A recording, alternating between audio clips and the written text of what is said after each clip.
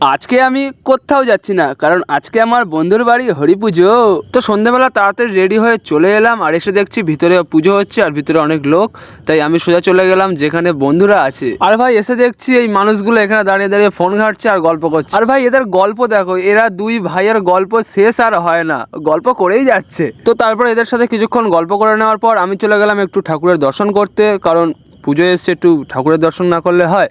তাই আমি তাড়াতাড়ি গিয়ে দর্শনটা করে আসলাম, আর ভিতরে যা ভিড় তাই আমি তাড়াতাড়ি আবার ফিরতে চলে আসলাম। আর ভাই ঠিক তারপরে সৌভিক আমাকে বললো যে আজকে ক্যাটারিং করতে হবে, আমাকে লোকজনকে সবাইকে খাওয়াতে হবে। তাই আমি চলে গেলাম তাড়াতাড়ি উপরে যেখানে খাওয়া দাওয়া হবে। আর ভাই এদিকে রেডি হয়ে গেছে আমাদের স্টোর, যেখানে খাবার দাবার রাখা রয়েছে, আর আস্তে আস্তে লোকও আসা শুরু হয়ে গেছে।